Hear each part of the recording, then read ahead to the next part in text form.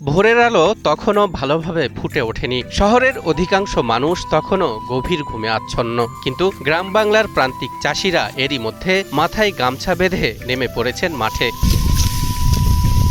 মাঠে গিয়ে দেখা যায় সূর্যের তেজ বাড়ার আগেই একদল কৃষক দ্রুত হাতে ধান কাটছেন, কিন্তু সময় যত গড়ায় মাথার উপরের সূর্যটা ততই অগ্নিশর্মা হয়ে ওঠে। রোদের তাপে ঘাম চুইয়ে পড়ছে কপাল বেয়ে, সেই সাথে শরীরের জামা ভিজে একাকার। তবুও বিশ্রাম নেওয়ার ফুরসত নেই।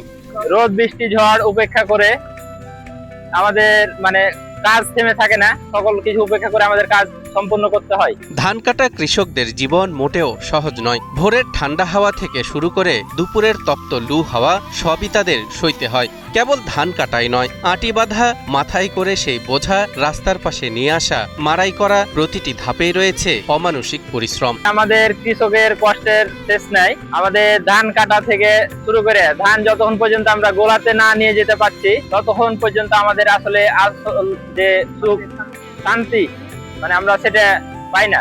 দেশের উত্তরের জনপদ চাঁপাইনবাবগঞ্জে ধান কাটা কৃষকদের সকালটা শুরু হয় ভোর 4টায়। কাস্তে হাতে দ্রুত গতিতে একটানা ধান কেটে সকাল 9টায় একটুখানি বিরতি। এ সময় কৃষকরা ক্ষেতের আইলে বসে সামান্য পান্তা ভাত বা রুটি দিয়ে সকালের নাস্তা করেন। এরপর আবার শুরু হয় ধান কাটা।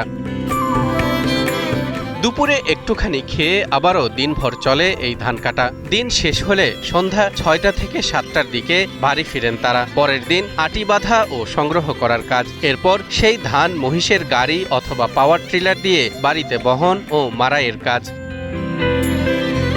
এত কষ্টের পরও কৃষকদের মুখে দেখা যায় এক চিলতে হাসি। সেই হাসির উৎস হল নতুন ধানের সুবাস।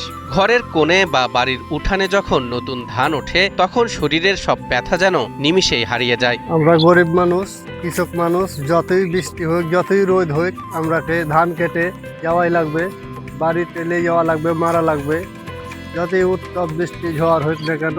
চাঁপাইনবাবগঞ্জ সহ বাংলার এই কৃষকরা কেবল ফসল ফলান না, তারা দেশের অর্থনীতির চাকা সচল রাখেন। বড় বড় অট্টালিকায় বসে আমরা যখন দুমুঠো অন্নের নিশ্চয়তা পাই, তার পেছনে লুকিয়ে থাকে এই ঘাম ভেজা মানুষগুলোর হাড় ভাঙা খাটুনি। উত্তপ্ত রোদ আর কঠোর পরিশ্রমী তাদের নিত্যসঙ্গী, আর মাঠের সোনালী ধানই তাদের বেঁচে থাকার সার্থকতা।